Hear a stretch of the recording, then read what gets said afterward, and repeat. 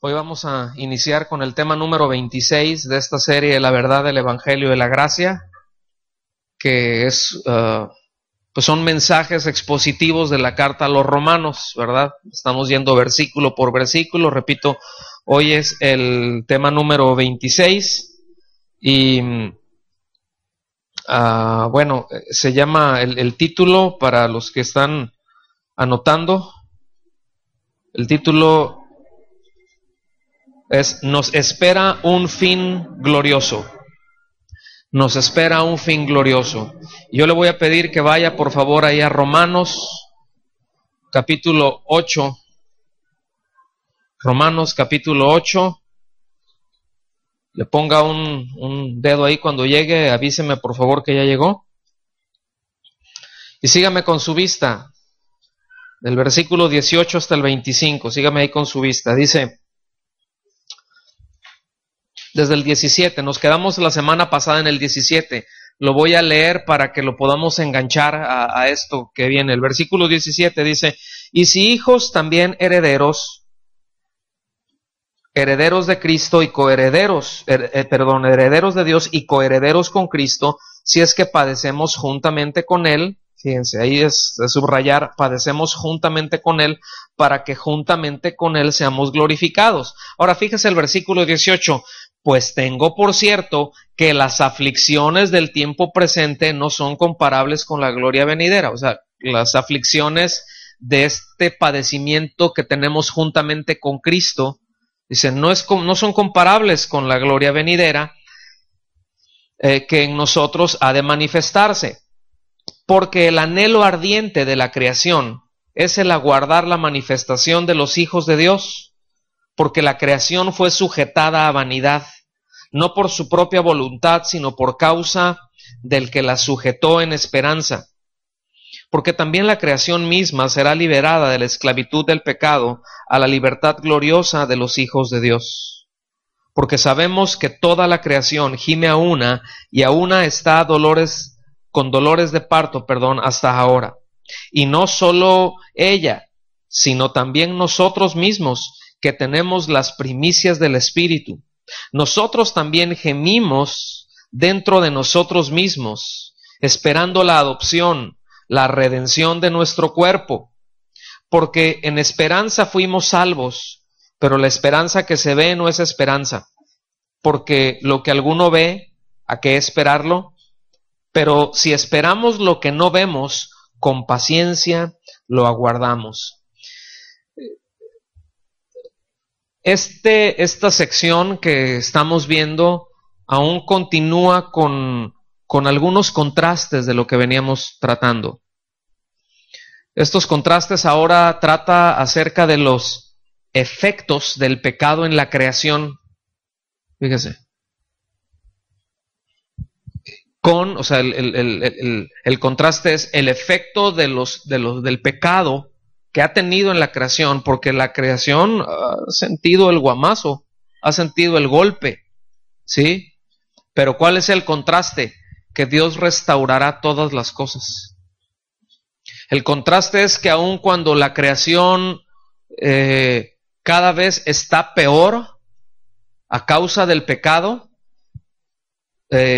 y perdió y fue sujetada a vanidad, ahorita vamos a llegar ahí, es decir, perdió el propósito. ¿Cuántos saben que el pecado nos hace perder los propósitos de Dios? Sí sabían eso, ¿verdad?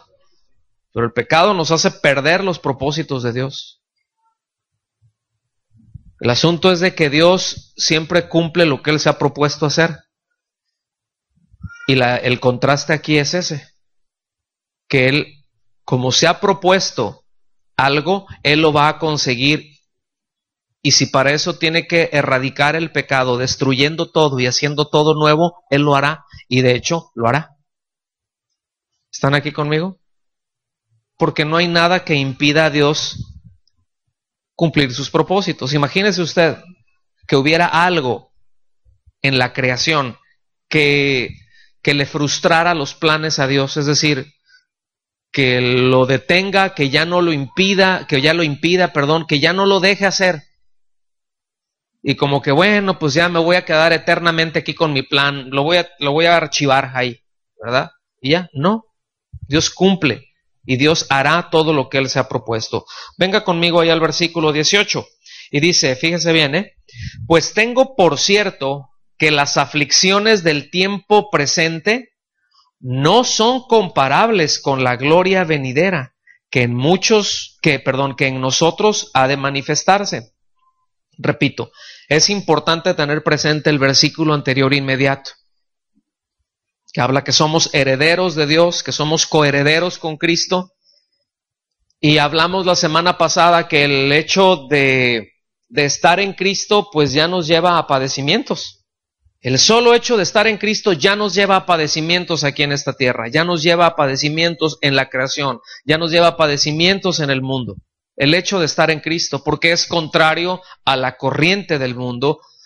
Y bueno, veíamos que el hecho de estar en Cristo para muchos en algún momento ha sido una causa de aflicción, ¿verdad?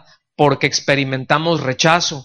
Veíamos lo que el Señor le dijo a los discípulos, ¿verdad? Dijo, a mí me aborrecen, a ustedes también. A mí me persiguieron, a ustedes también. A mí esto, a ustedes también. Porque el discípulo no es mayor que el maestro. O sea, no es de que el maestro lo recibió todo y el discípulo no, ¿no?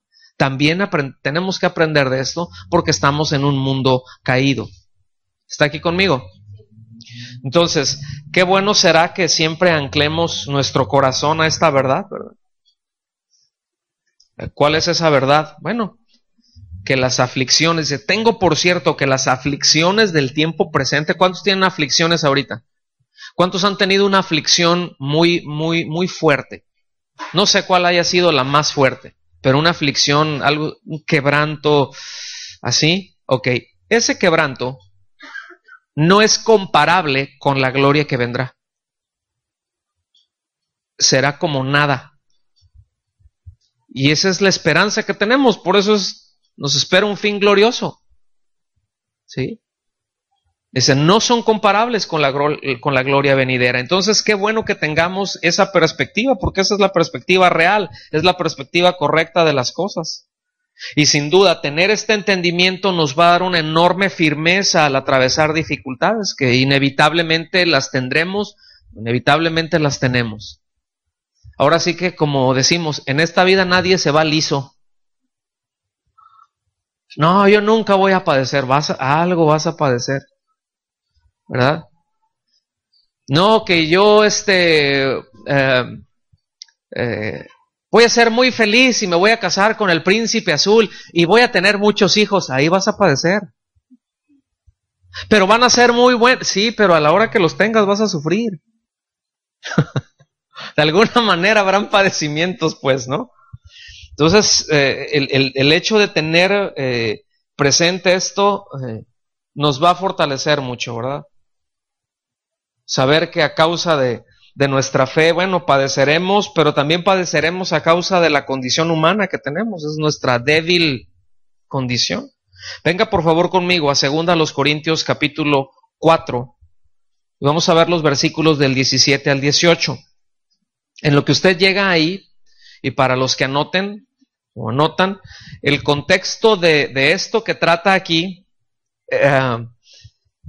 es la reacción que provoca en el mundo y aún dentro de la iglesia profesante el vivir por la fe, el vivir de acuerdo a lo que el Señor establece, que lo empieza a explicar desde el versículo 7, para que llegando a casa usted abra ahí este pasaje y lo vea, ¿verdad? En sus tiempos y que lo pueda tener una mayor claridad. No lo vemos desde el versículo 7 por cuestiones de tiempo, pero dice, pues esta leve tribulación momentánea, fíjese, esta leve tribulación momentánea, es decir, esta tribulación que está siendo causada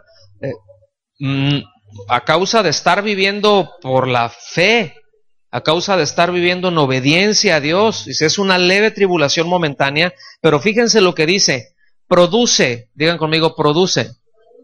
¿Qué es lo que produce? Dice, produce en nosotros una cada vez más, un cada vez más excelente y eterno peso de gloria. Es decir, estoy pasando por una aflicción, pero esta aflicción está teniendo un efecto en mí. Este tiempo difícil que estoy pasando está teniendo un efecto en mí.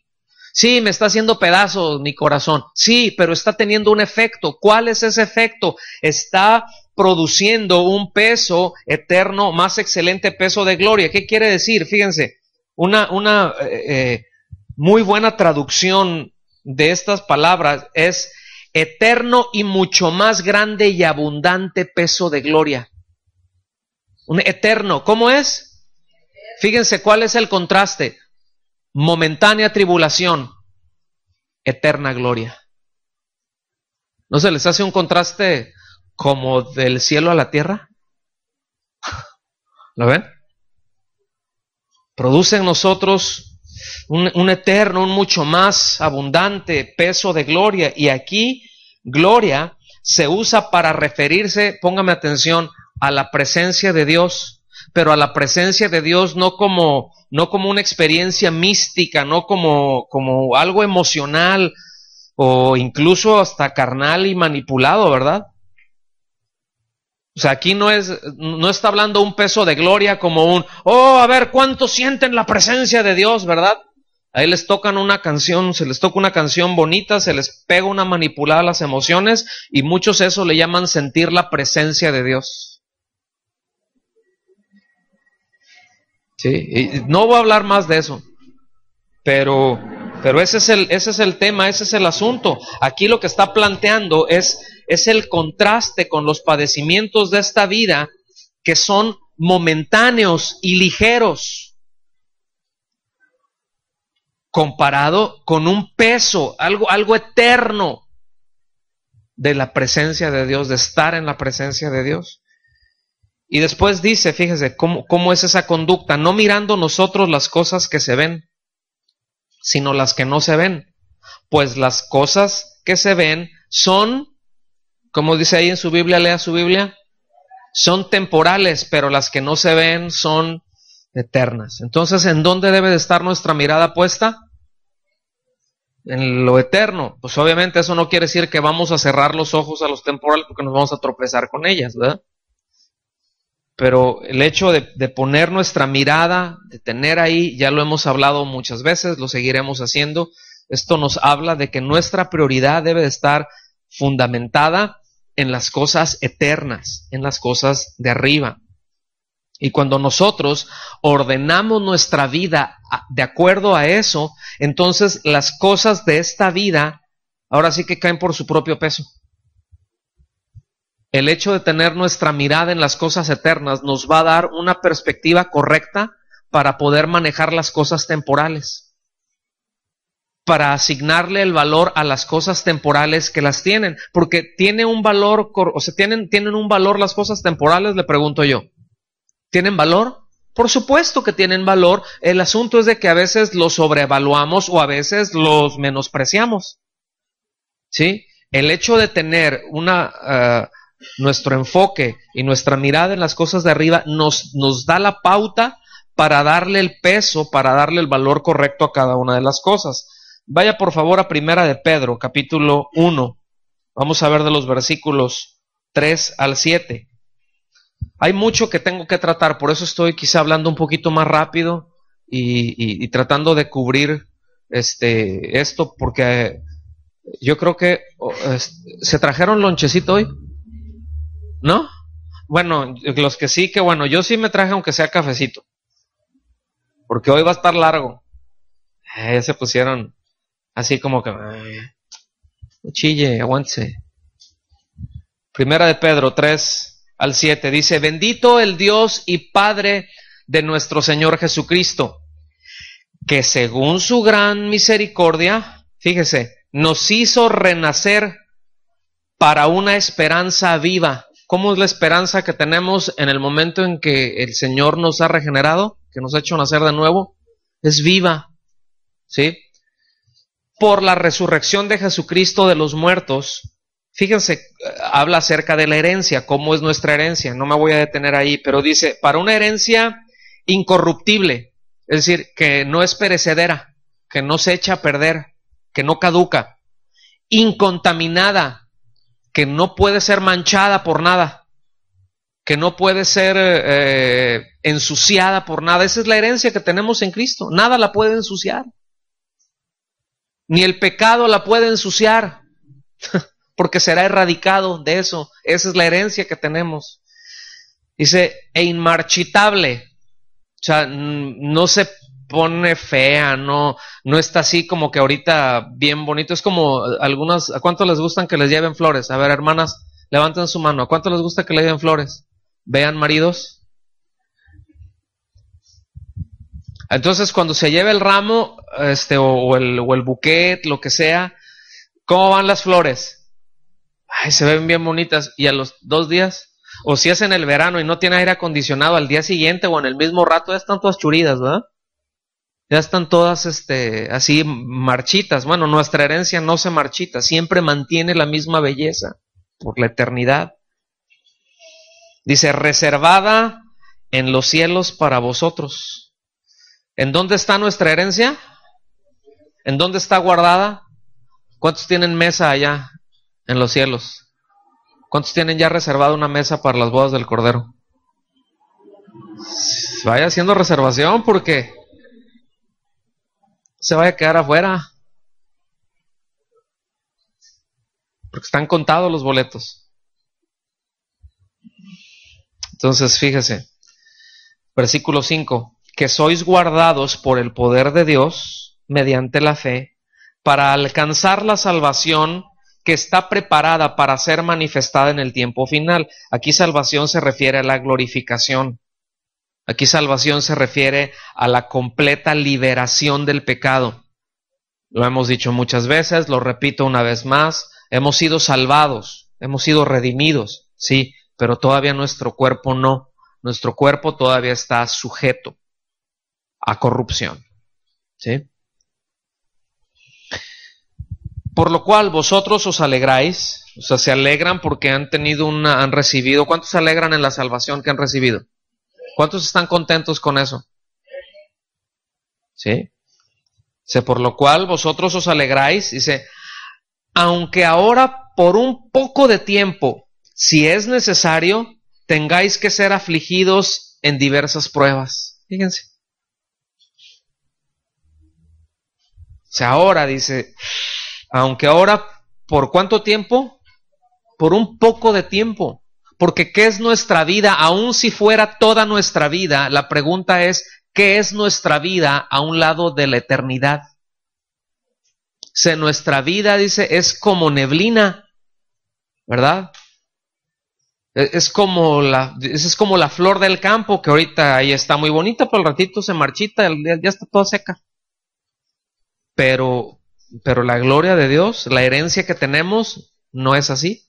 Esa no se marchita, esa es para siempre.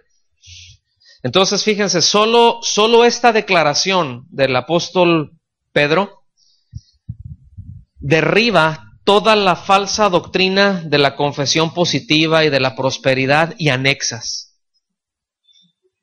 Solamente esta declaración echa para abajo todo eso. No, estás pasando. No, tú decláralo porque estás pasando mal. No, que salgas ahí. Y si es necesario pasar por ahí. A veces uno podría pensar, no es necesario, ¿qué necesidad? ¿A poco? Y te salen con argumentos como, ¿a poco Dios quiere que sus hijos sufran? Pues ¿cuántos de nosotros queremos que nuestros hijos sufran? A ver, papás y mamás levanten la mano. A ver, ¿por qué no la levantan, papás? ¿Verdad? ¿Ustedes quieren que sus hijos sufran? ¿Tienen así como que les nace de que sus hijos pasen un mal rato? Ahora, ¿cuántos de ustedes saben que sus hijos van a sufrir y van a pasar malos ratos? Ay, es que está tan chiquito, sí. Por ejemplo, ¿verdad? Cuando Mía se cayó, andaba jugando, uno cuando dice, ay, quiero que mi hijo salga a jugar, y cuando ande jugando se caiga y se rompe el brazo. ¿Verdad que no? ¿Y cómo se siente cuando vemos que a nuestro hijo le está doliendo? Hay una desesperación, quisieras que te doliera a ti, pero que estuviera bien. Pero bueno, pues pasa así, o hay decisiones que toman, de repente no siguen el consejo, se van por camino donde no es, y al ratito, tienen quebranto, y bueno, es necesario. Pero nosotros no queremos, bueno, tampoco Dios quiere, pero a veces es necesario. El asunto es de que ese tiempo, ¿verdad?, es poco, y tiene un propósito, no es nada más porque sí. Escuchen bien el versículo 7, para que sometida a prueba vuestra fe, mucho más preciosa que el oro, y entre paréntesis, sí, es decir, esta es una expresión parentética, dice, el cual, oro, aunque perecedero, o sea, temporal, se prueba con fuego, es decir, se le quitan las impurezas, es de lo que está hablando. Y aquí está hablando, fíjense, acerca de la persecución del imperio romano a los creyentes. A nosotros no nos andan poniendo una corretiza y que nos quitan nuestros bienes y ¿sí me explico? Y fíjense, le dicen, esta leve tribulación momentánea. No, esos sí estaban hechos de a de veras. Pero aún todo esto es necesario porque, escuchen, es necesario probar a la iglesia. Es necesario ver, hay situaciones que lo que dejan ver es quiénes son de a de veras. Porque si nosotros vemos en la historia de la iglesia, es precisamente cuando habían persecuciones o cuando hubieron las persecuciones más fuertes, es cuando la iglesia se mantuvo más pura. Cuando ya vino esa fusión de iglesia-estado, al ratito, fíjense, hubo problemas porque en algún momento los que perseguían a los cristianos, ya al ratito, ya a ellos se les daban puestos de gobierno dentro de la iglesia. Y hubo quienes dijeron, oye, eso no está bien, eso no está bien, esos cuates se apartaron a la hora de que, y es más, hasta ellos mismos nos persiguieron, y cómo que ahora son los obispos de no sé qué, y hubo todo un movimiento acerca de eso. Sería bueno ver historia de la iglesia, ¿verdad? Una serie. Y cuando eso se dio, la pureza en la iglesia, la verdad es que padeció y se diluyó y entraron muchas cosas. Dice, bueno, para que sea sometida a prueba vuestra fe y sea hallada en alabanza y honra cuando sea manifestado Jesucristo. Está hablando de la segunda venida, ¿verdad? Versículos 19 y 20 de Romanos. Vénganse a Romanos 8. Versículos 19 y 20. ¿Ya están ahí? Fíjense, porque el anhelo ardiente de la creación, está hablando que la creación tiene un anhelo ardiente, y anhelo ardiente quiere decir una expectación vehemente, y entendemos que esto es una figura retórica, ¿verdad? O sea, que la creación, está hablando de la creación, pero póngame atención aquí, dice que la creación tiene este anhelo vehemente, pero la expresión aquí de anhelo ardiente quiere decir que tiene una expectación, pero como que estira el cuello y se para de puntitas así, porque ya lo está viendo allá y así como que lo quiere alcanzar. Esa es la idea que da el texto. Ahora, ¿cuál es esa expectación vehemente, ese anhelo ardiente que la creación tiene? ¿Cuál es? El aguardar la manifestación de los hijos de Dios. Fíjense. Que se noten, que surjan, que los hijos de Dios cumplan su propósito en la creación. ¿Está oyendo? Le voy a decir algo. Si usted va ahorita si se hace un evento masivo, pues no mucha gente, digamos que hay 1,000 personas. Algunos de nosotros podemos decir, este y aquel es creyente, y aquel es hijo de Dios. ¿Podemos decir eso? Aquí mismo podemos decirlo. Bueno, pues aquí luego hay frutos, ¿no? Hay unos que dices, bueno, sí, es obvio que hay fruto, ¿verdad? Pero lo que voy es, no es tan, hay que conocerlo, hay que estar de cerca. para ver qué clase de árbol es. Pero lo que Dios tenía en mente desde un inicio es que fueran manifiestos y la creación se les sujetaba. Ahora versículo 20 dice, porque la creación fue sujetada a vanidad. Aquí la palabra vanidad es debilidad, quiere decir sin propósito. Es decir, la creación perdió su propósito cuando entró el pecado y dice, no por su propia voluntad. O sea, la creación estaba bien a gusto. Y todo lo que Dios creó, ¿cómo es? Bueno. Ya estaba todo ahí listo, muy bueno, ¿verdad?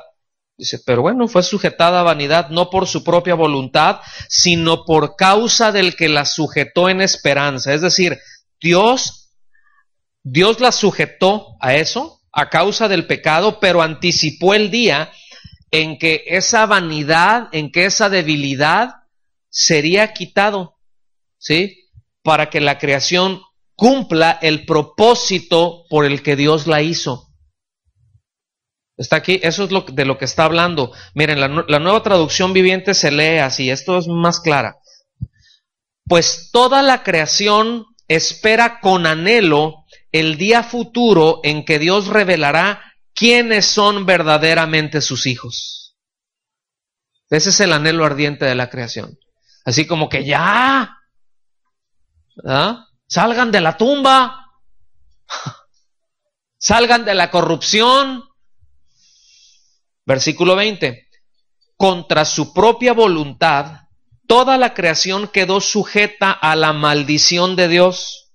Sin embargo, con gran esperanza. Fíjense. Quedó sujeta a la maldición porque Dios maldijo la tierra. A causa del pecado del hombre, Dios la maldijo. Y no fue por la voluntad de la creación. ¿Estamos? Pero Dios la maldijo y quedó sujeta a eso. Sin embargo, con gran esperanza. Por eso tiene ese anhelo vehemente, ese anhelo ardiente, esa expectación, así que estira el cuello y se para de puntitas porque está esperando eso, con esa esperanza. En Génesis, venga rápido, por favor, a Génesis 3. Versículos del 17 al 20, al 19, dice, y al hombre dijo, por cuanto obedecisteis a la voz de tu mujer. Fíjense, esto aquí deja mucho que ver, porque aquí, pónganme atención, hermanas y hermanos, porque aquí dice, obedecisteis a la voz de tu mujer. Es decir, esa voz que salió no era como una sugerencia, no fue una petición, no salió en tono de petición, salió en tono de orden.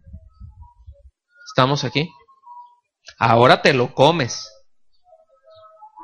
Oye, pero es que te lo comes porque se obedeciste. Entonces debemos de tener cuidado en la actitud, en nuestro corazón, de cómo decimos las cosas, hermanas, y cómo lo tomamos, hermanos, a quién obedecemos. ¿Está bien? Dice, por cuanto obedecisteis a la voz de tu mujer y comisteis del árbol de que te mandé diciendo, no comerás de él. El problema aquí es de que vino como si te estoy dando una instrucción y algo contrario a lo que Dios dijo. Porque no estoy diciendo, y sí quiero aclarar esto, no estoy diciendo esto que nuestra esposa, ¿verdad?, no nos pueda dar una palabra de parte de Dios. Sí, nada más que no está a cargo del asunto. Pero puede ser, y de hecho lo son, y están puestas por Dios, también para parársenos enfrente y decir, oye, lo que Dios dice es esto, tú te estás yendo por acá. ¿Están conmigo? Y eso, mis amados hermanos y hermanas, eso es algo de mucha estima delante de Dios y es algo que los hombres debemos de valorar cuando tenemos una esposa que ama a Dios, que ama su palabra, que ama integridad. y que a veces nos estamos yendo por donde no debemos y que se nos pare enfrente y nos diga, bueno, no te estoy dando esta orden, o sea, en amor y en respeto, no te estoy dando esta orden, pero nada más te recuerdo, Dios dice esto. Tú verás la decisión que tomas, pero Dios dice esto. Y ya dije. ¿Están acá? Ven que es una actitud muy distinta de que, no, inútil. ¿Verdad que sí? Aquí no hay paquitas, ¿verdad? Bueno, seguimos avanzando. Siendo, no comerás de él. Fíjense bien, ¿cuál es la consecuencia? Maldita será la tierra por tu causa.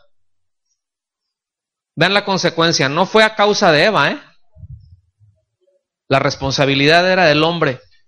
El hombre rompió el orden de autoridad, desobedeció, etcétera, etcétera, etcétera, y vino una maldición, escuche bien, a toda la creación a causa de ese simple desliz. Con dolor comerás de ella todos los días de tu vida. Fíjate, con dolor. O sea, no es de que muchos dicen, es que esto es el trabajo, porque no, si el trabajo es una bendición, Dios puso a Adán en el huerto para que lo labrara, pero era un placer. ¿Sí? Era algo que ni sudar, fíjense, andaban desnudos. Esto quiere decir que la temperatura era perfecta, la ideal. Dice, espinos y cardos te producirá y comerás plantas del campo. Cuando en el huerto eran frutos que estaban nada más para tomarlos. Con el sudor de tu rostro comerás el pan. O sea, vas a sudar. Dice, hasta que vuelvas a la tierra, o sea, hasta que te mueras, porque de ella fuiste tomado, pues eres polvo y al polvo volverás. Entonces, está fuerte esto, ¿va? ¿No les parece? A mí sí. Así como el plan de Dios para la salvación del hombre es una nueva criatura, ¿se acuerdan que dice 2 Corintios 5:17? Que el que está en Cristo, nueva criatura es, las cosas viejas pasaron, aquí todas son hechas nuevas, sí hay el nacimiento, nuevo nacimiento, nueva criatura, pero seremos glorificados. Bueno, también el mundo natural será creado de nuevo. O sea, también Dios lo va a redimir.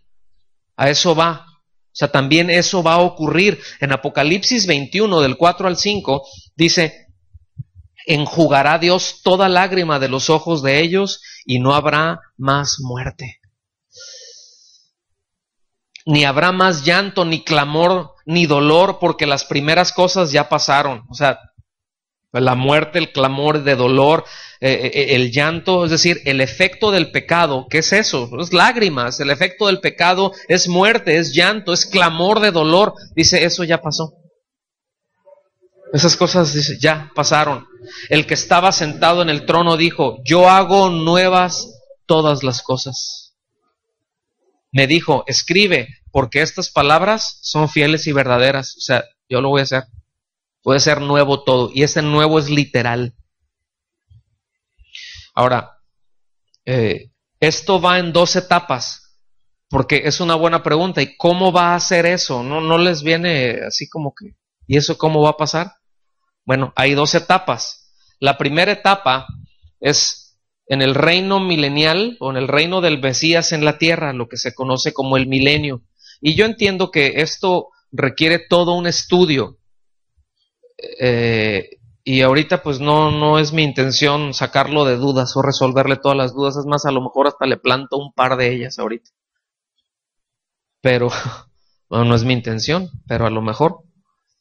Pero solamente quiero decir cómo vienen esas etapas en donde qué es lo que Dios va a hacer.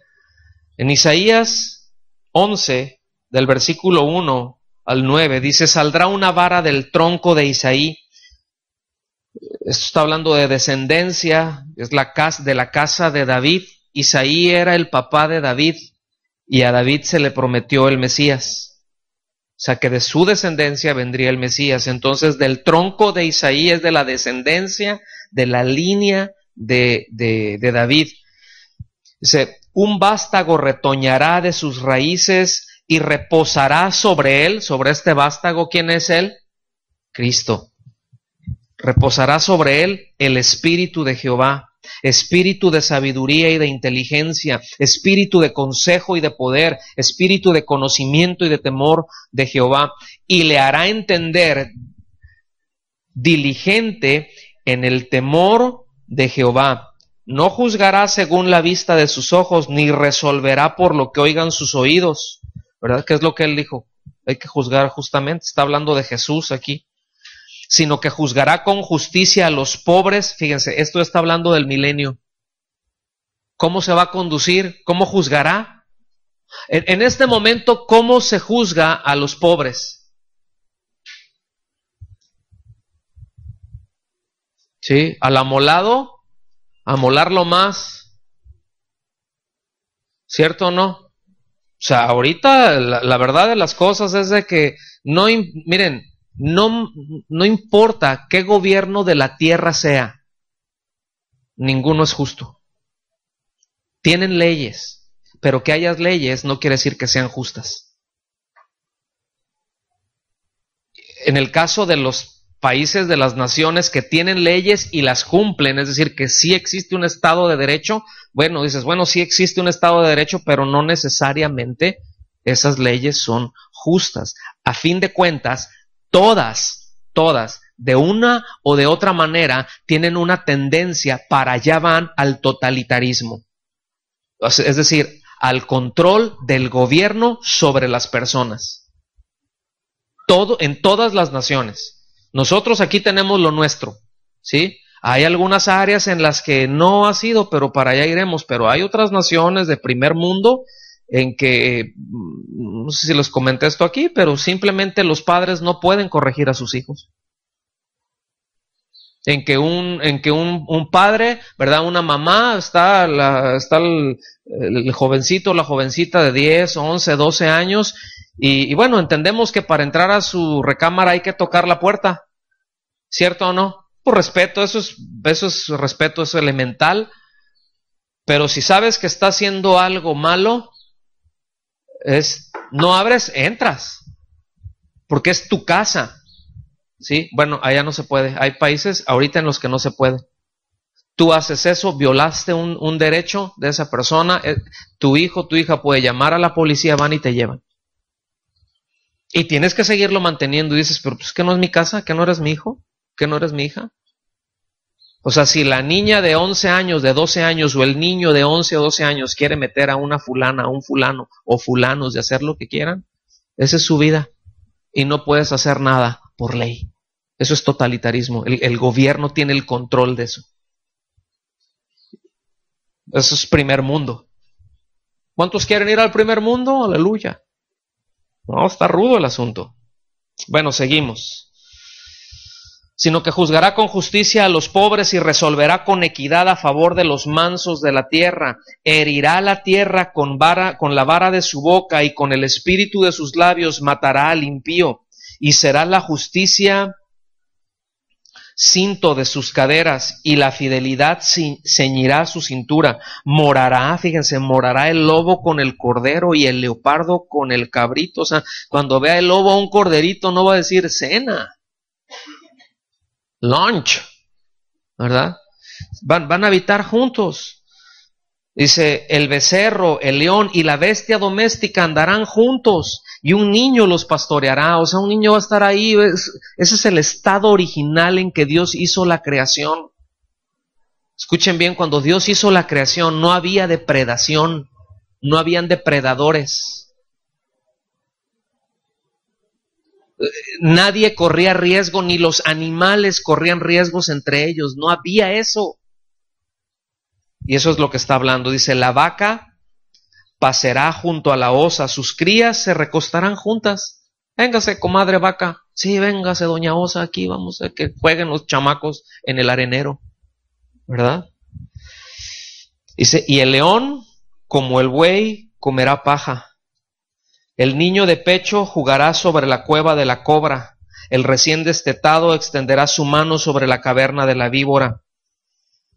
No harán mal ni dañarán en todo mi santo monte, porque la tierra será llena del conocimiento de Jehová. Y esto que habla de el conocimiento de Jehová no se trata de una ciencia intelectual, sino un reconocimiento de la presencia de Dios en la vida y en la conducta de la persona. De eso está hablando. Pero ese tiempo no es ahorita, ese tiempo será en el milenio. Hay más textos, se los voy a dar para que los vean en casa. Isaías 35 del 1 al 2, 5 al 7, Isaías 65, 20, versículo 25, Amós 9, 13. Si no alcanzó a anotar, ahí escucha la grabación más tarde. La segunda etapa es la creación de un cielo nuevo y una tierra nueva. ¿Está bien? ¿Sí o no? Segunda de Pedro, capítulo 3, versículos del 7 al 13, dice: pero a los cielos y a la tierra que existen ahora están reservados por la misma palabra, guardados para el fuego en el día del juicio y de la perdición de los hombres impíos. Aquí juicio habla de, el fuego habla de juicio de Dios. Dice, pero amados, no ignoréis que para el Señor un día es como 1000 años y 1000 años como un día. O sea, el tiempo para Dios es una nada. El tiempo, eso es lo que está diciendo. O sea, para nosotros, ¿cuánto es mucho? A ver, para ¿cuántos es mucho 24 horas? A ver, ¿para cuántos es mucho? Bueno, la respuesta es depende para qué.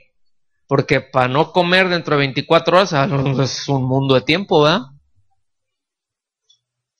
Pero si te dice, no sé, cualquier cosa. Pero aquí lo que está diciendo es que para Dios, o sea, ¿cuándo actuará? Pues eso Dios lo tiene en su perfecto control y desde la perspectiva eterna es otro asunto. Dice, el Señor, aquí aclara, es que se está tardando. No, dice, el Señor no retarda su promesa, según algunos lo tienen por tardanza. Unos, ya se tardó. Dice, no, es que para Él el tiempo es, pero Él no la retarda. Él lo va a hacer cuando ya lo determinó hacer, es decir, el día que Él hará esto ya está decidido por Él. Que a nosotros nos parece que es mucho, pero pues eso es nada más porque nosotros no estamos en el mismo canal que Dios, pero Dios tiene los tiempos y ya lo tiene decidido. Según algunos lo tienen por tardanza, sino que es paciente para con nosotros, no queriendo que ninguno perezca, sino que todos procedan al arrepentimiento. Fíjense, esto habla del deseo de Dios. Esto habla del deseo de Dios. Pero el día del Señor vendrá como ladrón en la noche. O sea, sin avisar.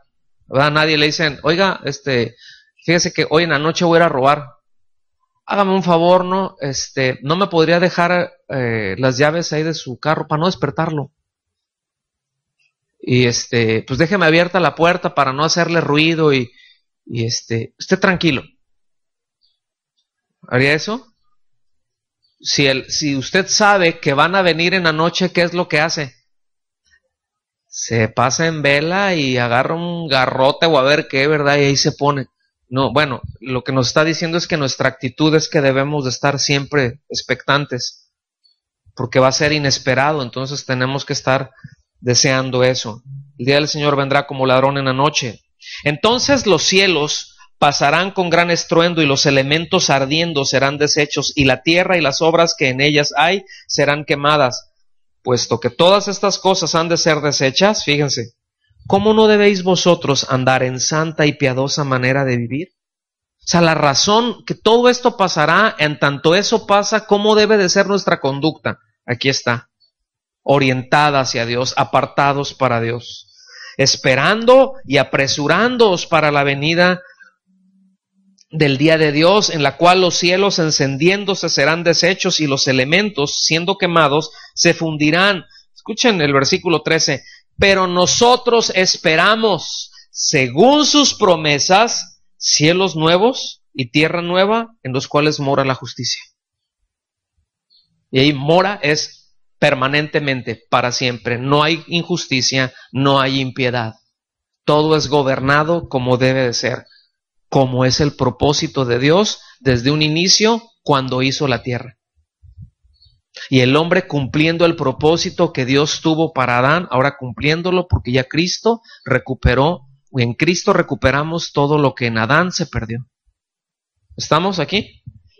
Versículo 21 de Romanos 8. Porque también la creación misma será libertada de la esclavitud de corrupción a la libertad gloriosa de los hijos de Dios. Está hablando de la erradicación del pecado de la creación. Algunos lo han interpretado esto como pues está bien una vida libertina porque ya estamos en Cristo. Y no es así. Lo que está hablando, repito, de la erradicación del pecado de toda la creación. La Nueva Traducción Viviente se lee el versículo 21. La creación espera el día en que se unirá junto con los hijos de Dios a la gloriosa libertad de la muerte y de la descomposición. Hay una ley de la termodinámica que se llama entropía. ¿Cuántos han escuchado esa palabra o esa ley? Es de la física, de la termodinámica. Dice, esta ley de la entropía, o de lo que trata esta ley es del desgaste irreversible de la energía en toda la materia. Es decir, toda la materia es energía. ¿Sí sabía eso, verdad? Bueno, toda la energía de toda la materia se va desgastando. Y esa ley, es algo científico, dice que eso es irreversible. Toda la materia actualmente se va desgastando. El sol se va consumiendo. ¿Sí sabían eso? Las estrellas se van desgastando, se van consumiendo. Todo se va consumiendo, no se va mejorando. Las cosas, la creación no se automejora. La vida no evoluciona, se desgasta, pero no evoluciona, no se mejora. Esta sola ley, que es algo científico, echa a tierra toda lo que es la teoría de la evolución. En otras palabras, una ley física, algo que es ley, ¿sí? Y es algo científico, es algo que se puede medir, ¿sí? Es algo que se puede comprobar, que se puede medir. Una ley física está por encima de una teoría. Y de una teoría de hombres que pretenden desacreditar lo dicho por Dios, porque la creación fue dicha por Dios, ¿cierto? ¿Con qué hizo Dios a la creación? Con su palabra, ¿verdad? Hubo un hombre allá mediados del siglo XIX, a lo mejor algunos de ustedes lo han escuchado de él, a lo mejor otros leyeron alguno de sus libros. Tuvo un libro, tuvo muchos, pero uno de los más, y que yo me acuerdo y me lo aventé todo, más de una vez, fue un libro que él escribió que se llamaba Más allá del bien y el mal.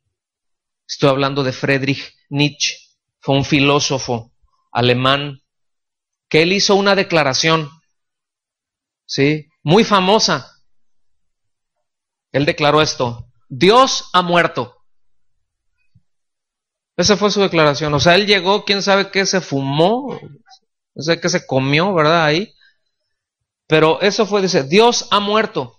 Ahora, este hombre ha sido uno de los filósofos que más ha influido en el pensamiento occidental a partir del siglo XIX. Es decir, a partir de ahí, todo lo que ahorita se da en cuanto a pensamiento, casi todos han sido influidos por él. Es decir, han sido influidos por este pensamiento. Esta fue la máxima de Nietzsche: Dios ha muerto. Entonces, como Dios ha muerto, Dios no existe, todo lo demás, el pensamiento y la conducta del hombre, se basa en que Dios ya murió. ¿Estamos? En que Dios ya dejó de existir. Fíjense, este hombre fue catedrático, fue maestro en la Universidad de Basilea. Se los vacilaron. Pero él fue maestro en la Universidad de Basilea. Basilea es la universidad más antigua que hay en Suiza. ¿Sí? Basilea fue fundada por el Papa Pío II. Fíjense. Es en donde preparaban a sus abogados y a sus sacerdotes más prominentes. En la Universidad de Basilea, precisamente ahí preparaban, a los abogados, ¿sí? Y a los teólogos más importantes en aquel entonces, y este hombre era uno de los maestros. Bueno, ahí usted haga sus cálculos, pero esta Universidad de Basilea es en donde ha sido el semillero más grande, uno de los semilleros más grandes de lo que ahorita conocemos como la teología liberal, es decir, no hay absolutos. ¿Sí? Bueno, seguimos más avanzando. Ahora, si en ese mismo tiempo que está Nietzsche diciendo que Dios ya murió, estoy diciendo esto para que vea usted el pensamiento del hombre, pero también para que entendamos la condición de la creación. ¿Por qué la creación gime a una? ¿Por qué la creación está expectante y se estira y de puntitas y estira el cuello y tiene un deseo vehemente?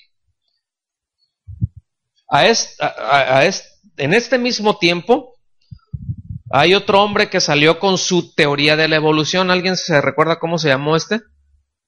Carlos Darwin. Muy bien. Entonces, él proponía, ¿verdad?, que una amiba evolucionó a otra especie. Es decir, que todo empezó y que todas las especies, ¿verdad?, las plantas se cambian y va evolucionando y bueno, lo cual se echa abajo por simple genética. Hace no mucho se descubrió lo que es el genoma humano, es decir, todo el código genético del hombre. Ahí está. Piensa toda la cadena genética, ahí está. ¿Sí? Y todo eso comprueba que la evolución es un mito. ¿Sí? Que la genética comprueba lo que la Biblia dice, que el reino vegetal, ¿sí?, se reproduce según su género. Y que el reino animal es según su especie, eso es lo que dice la Biblia, es decir, que nunca vas a tener una papaya de un chícharo. Nunca vas a poder hacer algunas cosas ahí o que ciertas condiciones, ahí se cayó un chícharo, ¿verdad? Y de repente le salieron algunos chicharitos, pero otros chicharitos, unos se hicieron papayas y otros se hicieron melones. Porque el entorno se lo estaba mandando y para adaptarse. No, pueden haber cambios, sí pueden haber mutaciones en una especie, esas sí las hay. Y ahorita lo vemos simplemente con algunos microbios que traemos en la barriga todos y con algunas bacterias, ¿a poco no? Sí, antes había alguna leve infección por ahí y con algo, con un antibiótico X, ¿verdad? Leve, ¡pum!, se cortaba. No, hombre, ahorita unos traen unos gripones, ¿verdad? Y luego les dan un antibiótico y se ponen gordas las bacterias. Las hacen más fuertes porque van tomando resistencia, pero sigue siendo esa bacteria y esa bacteria no, de repente no va a salir una lagartija de esa bacteria. ¿Me explico? Saldrá otra bacteria de la misma especie, pero más resistente a tal cosa. Eso sí, o más débil a tal cosa. Entonces, nunca va a ser así, tampoco nunca de un mosquito va a salir una jirafa, por cuestión genética, sí me doy a entender. Entonces, imagínense, junte usted sus pensamientos, Dios ha muerto y este otro por acá, no, todo va evolucionando y de repente esto sale acá, y el hombre, y todo, ahora, meta esos ingredientes en una licuadora, échale un que otro hielito ahí, ¿verdad? Y dele a punto de frappé y va a ver qué cóctel tan raro saca. Porque si eso se lo da a la iglesia, que eso es lo que le ha pasado a la iglesia por 200 años, y la iglesia se lo ha tomado. Pues con razón la creación dice, híjole, ya. Versículo 22 dice, porque sabemos, digan conmigo, sabemos. Dice, sabemos que toda la creación gime a una. Y a una, y a una está con dolores de parto hasta ahora. Esto es decir, que gime de angustia como si estuviera de parto, que por cierto los dolores de parto son consecuencia de la desobediencia.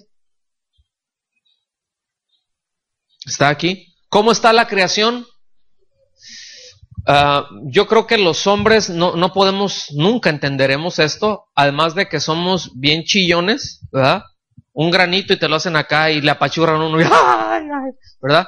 Pero ¿cuántas de las que están aquí tuvieran a sus hijos así normalito? A ver, levanten su mano, hermanas. ¿Duele? Así como que se les antoja otro. Sí, sí duele, ¿verdad? Bueno, dicen. Obviamente a nosotros no es algo, pero ustedes van a tener más revelación de esta escritura, porque así está la creación desde el día en que Adán pecó. O sea, los dolores de parto, ¿cuánto tiempo duran? Normalmente, pues, no dicen, es que a mí me duró desde la mañana y me fui. No, pero normalmente, ¿cuánto es? Son unas horas, ¿no? Y se va intensificando, pero digamos que algo razonable, natural, normal, ¿cuánto tiempo será? ¿Cuántos serán? Más o menos. ¿Quién da más? 8 horas, 8 horas, 8 horas a la 1, 8 horas a las 2. 8 horas, nos quedamos con 8 horas. Ok. ¿Cuánto tiempo tiene la creación? ¿Cuánto hace que el pecado entró al mundo? O sea, nada más para que entendamos, lo que está diciendo es la tensión, porque se pusieron tensas con el dolor, hermanas. Así, ¿verdad? Bueno, así está la creación desde que el pecado entró. Lo que está diciendo, así de grave es el pecado y sus consecuencias. Todo por donde entra es un dolor. Dolor, tensión, dolor. ¿Okay? Entonces vean lo tremendo del poder corruptor del pecado. Porque si analizamos los daños de la creación, nos vamos a dar cuenta que son el efecto de la codicia del hombre, de la avaricia del hombre, ¿sí? Del hambre insaciable por poder, del orgullo, que todo eso lo único que deja es destrucción. Toda la devastación que existe en el planeta es a causa de la entrada del pecado. Fíjense. Toda la devastación. De repente llegan y había ahí un bosque, ¿verdad?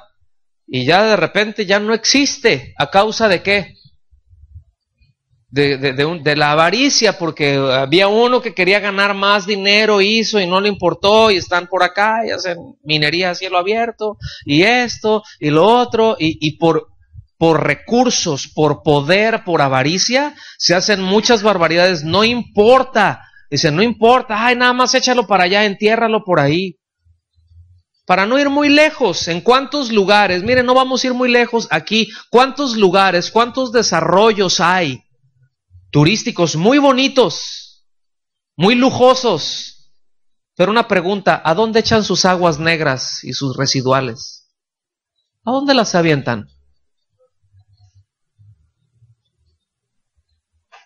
Bueno, usted contestó. ¿Y eso qué ocasiona? Pues dices, bueno, ellos podrían, si lo tienen así, podrían hacer una gigantesca fosa, ¿verdad? Y si tienen dinero para pagar una casa de 10 millones de dólares, tendrán el dinero para mandar una pipa a sacarle todo eso y que eso se trate como debe de ser. Estoy poniendo un ejemplo, pero es algo que vivimos aquí. Es algo que vivimos aquí. Ya ni qué decir de ciudades en donde hay industrias. Ni qué decir de eso. Ni qué decir, pues, en donde hay bosques. ¿Verdad? Pero nosotros podemos ver, o sea, miren, a mí me gustan mucho los documentales de vida salvaje y todo eso, me gustan mucho. Pero luego, y hay unos documentales muy interesantes, pero luego hasta como que da tristeza verlos, ¿no es cierto? Porque dices, cada vez se va Se va perdiendo todo eso.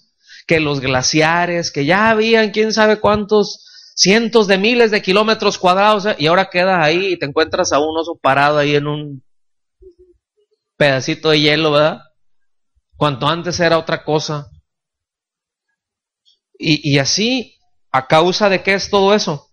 Pues el pecado es la devastación, es el efecto del pecado en la creación. Entonces nos dice pues que está con dolores de parto y diciéndole a los hijos de Dios, ay Señor, ya que se manifieste, ya redímenos. Versículo 23, fíjense, ahí deja la creación.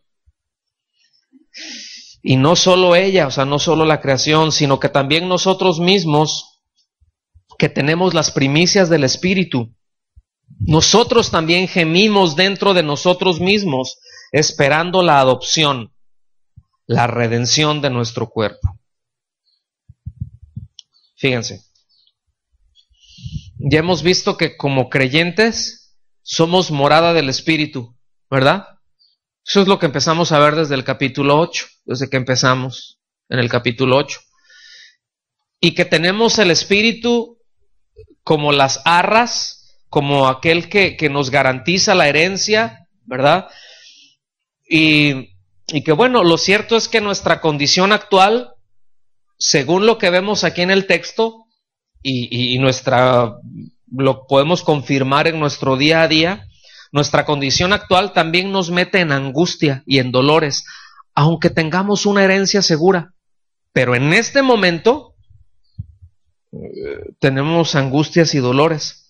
Por eso lo que nos dice es de que el creyente tiene una esperanza muy, muy fuerte de que llegue el día en que hagamos uso de todos nuestros derechos como hijos de Dios y como coherederos de Cristo, o con Cristo más bien.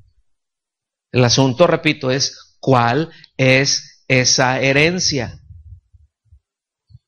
Porque si anotamos y asumimos que nuestra herencia es en este mundo, la creación, fíjense, la creación tiene más revelación que algunos que se dicen creyentes. Que la creación dice otra cosa, aún la creación. ¿Ok? Versículos 24 y 25, ya casi termino con esto.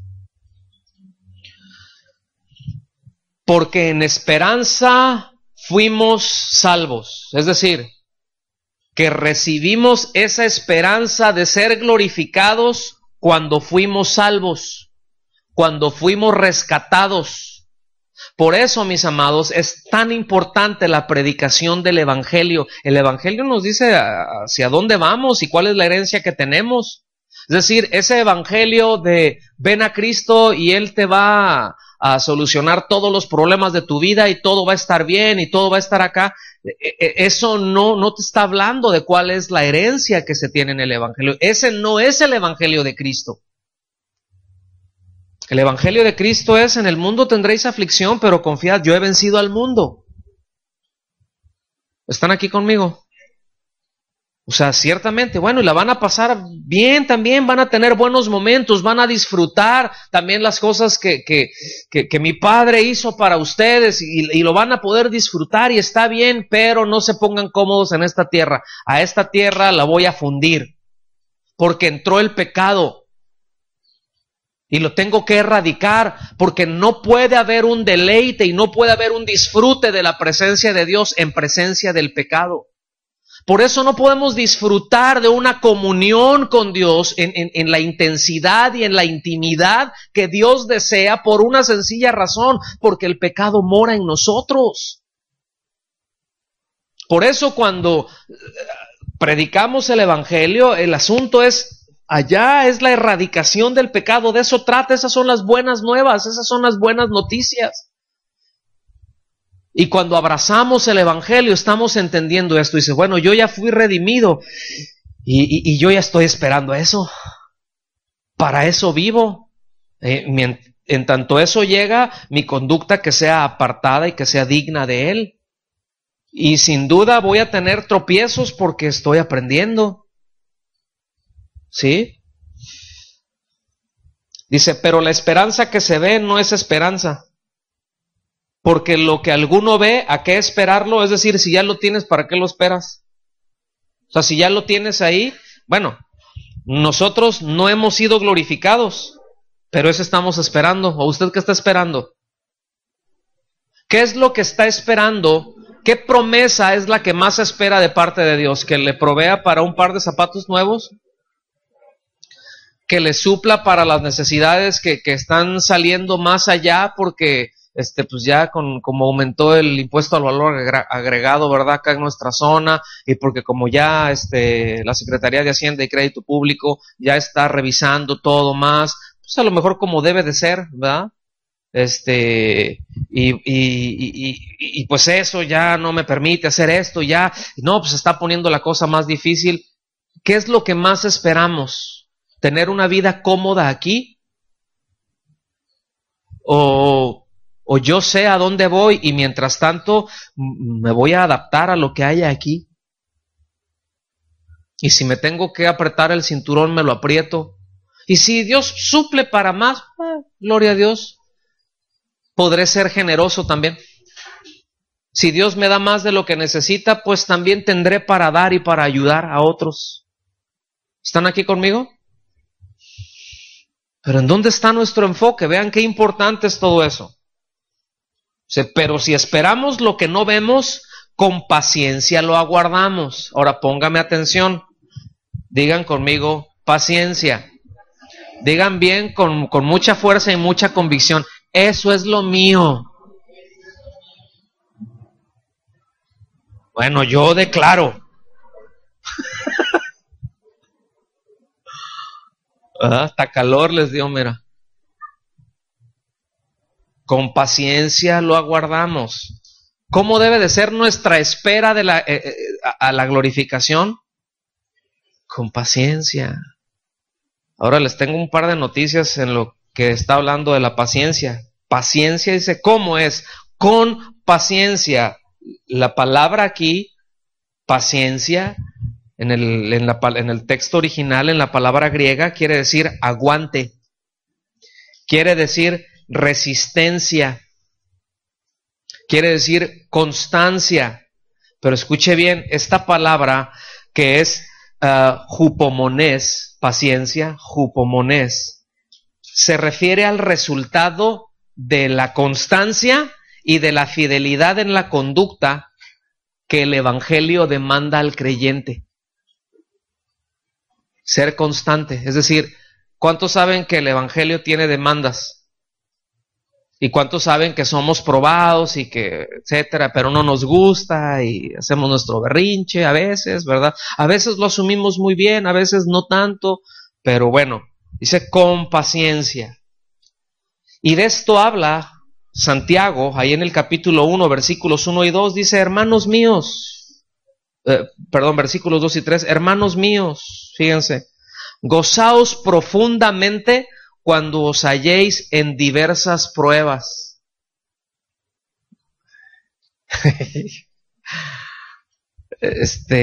No está tan fácil. Ahora sí, ¿cómo es, Luis? No está fácil, ¿verdad? No, bueno, eso es de Michoacán para el mundo, ¿no? Saludos a los michoacanos. Hermanos míos, gozaos profundamente, o sea, no nada más así como que, no, o sea, alégrate cuando estés en diversas pruebas. Pero fíjense bien, aquí lo que viene es clave. Versículo 3, sabiendo. O sea, no solamente teniendo la información, es teniendo ese conocimiento que se da por la relación con Dios. Ahora, ¿qué relación tenemos con Dios? ¿De esclavos o de hijos? De hijos, sabiendo. Es decir, todo eso que se va dando por esa comunión a donde el Espíritu Santo nos lleva a esa relación, me da esta confianza, me puede ayudar en tiempos que uno tiene difíciles y miren, cuando dice que nos alegremos profundamente, eso no quiere decir siéntete bien y ríete y vas a estar acá. No, está hablando de algo que no es circunstancial. pues a veces a uno le duelen cosas, pero dices, pero está bien porque yo sé que eso va para para algo mejor. No me gusta o no me siento bien, pero estoy contento porque yo sé que es para un bien. ¿Sí me estoy dando a entender con eso o no? O sea, hay circunstancias que no nos gustan, pero eso no quiere decir que no nos podemos gozar en eso. Pero cuando sabemos que hay un bien mayor a la aflicción, nos podemos alegrar. O sea, si el bien es mayor que la aflicción, ¿no se alegra usted en eso? Pues sabiendo que la prueba de vuestra fe produce paciencia. Pregunta, ¿cómo viene la paciencia? Como resultado de las pruebas. Tengo pruebas, tengo tiempos difíciles. El resultado de eso es paciencia. Bueno, me está dando la fortaleza para esperar mi herencia. ¿Lo ven? Tengo paciencia, o sea, tengo un tiempo difícil. Ese tiempo difícil me está haciendo más fuerte para esperar mi herencia, que va a ser muy superior a cualquier padecimiento que tenga en este lugar. De eso está hablando. Entonces, mis amados, nos espera un fin muy glorioso. Muy glorioso. Pero lo cierto es que necesitamos esperarlo. Entre tanto eso se da, pues ¿qué nos queda? Ser fieles a Dios. Y el ser fieles a Dios será una evidencia de que hemos creído verdaderamente. Va a ser una evidencia de que nuestra esperanza está firme y que al mismo tiempo, a causa de nuestra humana debilidad, pues la obra del Espíritu Santo en nosotros va a estar creciendo, nos va a hacer crecer en amor, nos va a hacer crecer en devoción, nos va a hacer crecer en madurez. Entre tanto se llegue ese fin glorioso, hay cosas buenas que nos van pasando, aunque uno las vea no tan buenas. Y por favor tenga en mente y repase todo lo que hemos estado viendo en ese orden, porque conforme estamos avanzando en la carta vamos a llegar a puntos que miren, yo estoy seguro que en cuanto lleguemos ahí, todo esto va a cobrar un mayor sentido y yo estoy seguro por la palabra y por el Espíritu Santo seremos más fortalecidos. Y vamos a poder ver las cosas pues como son desde la perspectiva de Dios. Entonces concluyo con esto. Vengan allá a Santiago, capítulo 1. Versículos del 4 al 8, se los voy a leer.